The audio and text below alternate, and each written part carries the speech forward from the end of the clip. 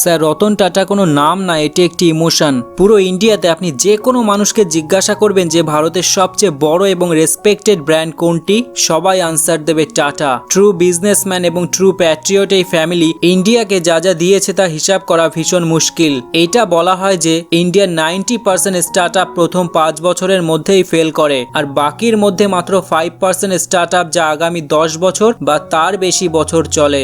In fact 0.01% startup যা 100 বছর বা তারও বেশি সময় ধরে চলে আসছে। আর টাটার এই ফ্যামিলি ইন্ডিয়াকে 200 বছরেরও বেশি সময় ধরে সার্ভ করে আসছে। জামশেদজি টাটার সেই ছোট্ট একটি ইনিশিয়েটিভ যাকে তিনি আলটিমেট গোল বানিয়েছিলেন, সেই গোল পূরণ করার জন্য পুরো দুনিয়া এক করে দিয়েছিলেন। তিনি ইন্ডিয়াকে বিজনেসের গ্লোবাল লিডার বানিয়েছিলেন, কারণ মাটি থেকে শুরু করে আকাশ পর্যন্ত, চা থেকে শুরু করে এক্সপেন্সিভ কফি, ইলেকট্রনিক্স থেকে এডুকেশন পর্যন্ত, দামি দামি গাড়ি থেকে লবণ পর্যন্ত টাটা কোম্পানি তৈরি করে। টাটা গ্রুপের মধ্যে 100টিরও বেশি কোম্পানি আছে, যেগুলি 100টিরও বেশি দেশে আলাদা আলাদা জায়গায় এস্টাবলিশড রয়েছে, যার মধ্যে টাটা কনসালটেন্সি সার্ভিস অর্থাৎ টিসিএস একমাত্র কোম্পানি যার মার্কেট ক্যাপিটালাইজেশন 11 লক্ষ কোটি টাকারও বেশি। টাটা গ্রুপ ইন্ডিয়ার জিডিপিতে প্রায় 4% কন্ট্রিবিউট করে। শুধু এটাই না, টাটা গ্রুপের মধ্যে টোটাল 7.5 লাখেরও বেশি এমপ্লয়ি আছে। এত তো অনেক কান্ট্রির পপুলেশনও হয় না। টাটা কোম্পানি এমন একটি নাম যাকে দেখে জিন্দাল আম্বানি পর্যন্ত ইন্সপায়ার হয়েছে। এই মাল্টি বিলিয়ন ডলার কোম্পানির একটি রত্ন আছে, তার নাম স্যার রতন টাটা। ইনি সেই ব্যক্তি যিনি টাটা এম্পায়ারকে ভীষণ বড় একটি এক্সপোজার দিয়েছেন যখন এটার ভীষণ দরকার ছিল।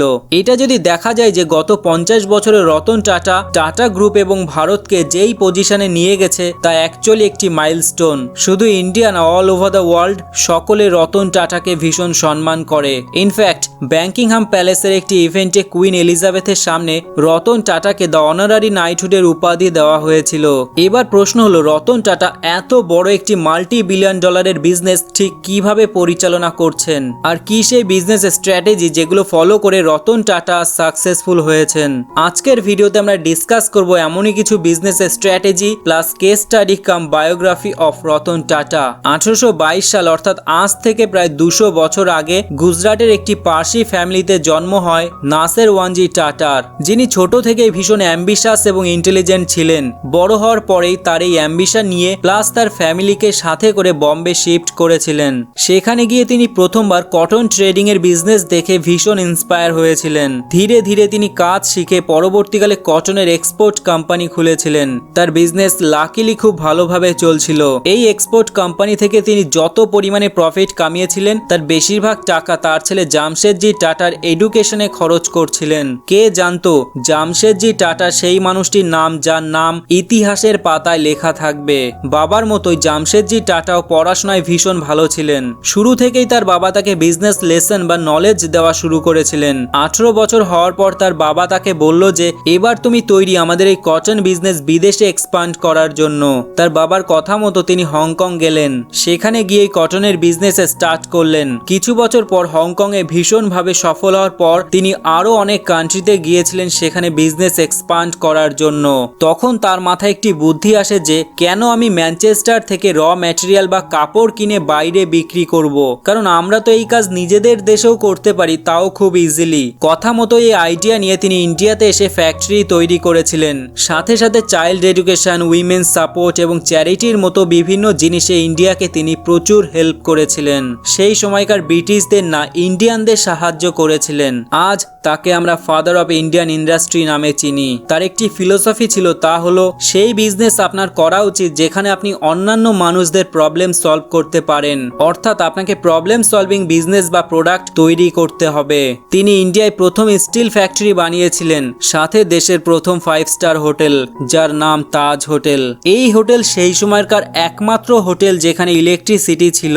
জামশেদজি টাটার পর এই কোম্পানির ভার পড়ে দুরাবজি টাটার উপর, যিনি তার বাবার মতো করেই বিজনেসটা চালিয়েছিলেন। এনার পরে বিজনেস সামলেছেন জে.আর.ডি. টাটা। এই পুরো টাটা এম্পায়ারের উইংম্যান বলা হয় জে.আর.ডি. টাটাকে, কারণ তিনি ভারতের প্রথম দিকে লাইসেন্সড পাইলটের মধ্যে একজন ছিলেন, যিনি 1932 সালে টাটা এয়ারলাইন্স শুরু করেছিলেন। আর এভাবেই টাটা পা রাখে এভিয়েশন সেক্টরে। এরপরেই আসে রতন টাটার দায়িত্ব নেওয়ার পালা। ছোটবেলা থেকে তিনি তার ফ্যামিলি লেগেসি সম্পর্কে অ্যাওয়ার ছিলেন, কিন্তু তার যখন 10 বছর বয়স তখন তার বাবা মায়ের মধ্যে ডিভোর্স হয়ে গেছিল। সেই মুহূর্তে তিনি তার ঠাকুমার সাথে থাকতে শুরু করেছিলেন। রতন টাটা তার এডুকেশন কর্নেল ইউনিভার্সিটি হার্ভার্ড থেকে কমপ্লিট করেছিলেন। 1962 সালে যখন পড়াশোনা শেষ করে দেশে ফেরেন তখন তার প্রথম জব টাটা স্টিলে হয়েছিল। যখন রতন টাটা এই কোম্পানিতে যোগ দিয়েছিলেন তখন টাটা মোটরসের কন্ডিশন একদমই ভালো ছিল না, আর তাকে একটি বড় দায়িত্ব দেওয়া হয়েছিল যে এই টাটা মোটরস কোম্পানিকে যে কোনো উপায়ে আগের মতো প্রফিটেবল কোম্পানি বানাতে হবে। এবার রতন টাটা যখন টাটা মোটরসকে গ্লোবালি এক্সপান্ড করার প্রস্তাব রাখেন তখন সেটা ভীষণ সাকসেসফুল হয়। এটা দেখে জেআরডি টাটা রতন টাটাকে তার উত্তরসূরি ঘোষণা করেন। সেই সময় থেকে আজ পর্যন্ত রতন টাটা আমাদের কাছে একজন লেজেন্ডে পরিণত হয়েছেন। ওনার লিডারশিপে টিসিএস, টাটা মোটরসের মতো কোম্পানিকে গ্লোবালি এক্সপান্ড করা সম্ভব হয়েছে। একটি কান্ট্রিকে চালানোর জন্য যে বড় তিনটি মাইলস্টোন আছে, যেমন এডুকেশন, ইকোনমি এবং হেলথ, এই তিনটি সেক্টরে Ratan Tata through out the year প্রচুর পরিমাণে কন্ট্রিবিউট করেছেন। 2000 সালে টেটলে কিনে নেওয়ার সময় তিনি যে স্টেটমেন্ট দিয়েছিলেন তা হলো tata is here to rule. এরপরে একে একে জাগুয়ার, ল্যান্ড রোভারের মতো বড় বড় কোম্পানি কিনে ফরেন রেভিনিউকে প্রচুর পরিমাণে ইনক্রিজ করেছিলেন। একটি রিপোর্টের মতে 2000 সালের আগে টাটা কোম্পানির টোটাল রেভিনিউয়ের 20% ফরেন থেকে আসছিল, কিন্তু এই দুটি কোম্পানি কিনে নেওয়ার পর রেভিনিউ 70%-এর ওপর চলে গেছিল, যেটা বিদেশ থেকে আসছিল। স্যার রতন টাটা যতটা না ভালো বিজনেসম্যান, তার চেয়েও অনেক বেশি তিনি একজন ভালো মানুষ। যখন রতন টাটা 1998 সালে টাটা ইন্ডিকা লঞ্চ করেছিলেন, যা তার ড্রিম প্রজেক্ট ছিল, কিন্তু এই গাড়িটি মার্কেটে ভীষণ বাজেভাবে ফেল করেছিল। একদম কম সেল হওয়ার জন্য এই গাড়ির মডেলটি তিনি বিক্রি করার জন্য আমেরিকার একটি শহর ডেট্রয়েটে যান উইল ফোর্ডের সাথে দেখা করার জন্য, যিনি অ্যাকচুয়ালি ছিলেন জাগুয়ার কোম্পানির মালিক। তখন তিনি রতন টাটাকে এই কথাটি বলে অপমান করেছিলেন যে গাড়ি বিক্রি করতে জানেন না তো বানান কি করতে, ঠিক আছে চলো আমি এটা কিনে তোমার উপর দয়া করছি। এই ঘটনার পর রতন টাটা ভীষণভাবে অপমানিত হয়েছিলেন। তখন তিনি ডিসাইড করলেন যে এই প্রোডাকশন ইউনিট তিনি আর কখনোই বিক্রি করবেন না এবং ইন্ডিয়াতে ফিরে আসেন। এবার তিনি এই প্রজেক্টে ভীষণ ডেডিকেটেডলি হার্ড ওয়ার্ক করতে থাকেন। কিছু মাস পর এই ফেল প্রোডাক্টটিকে তিনি সাকসেসফুল বানিয়েছিলেন।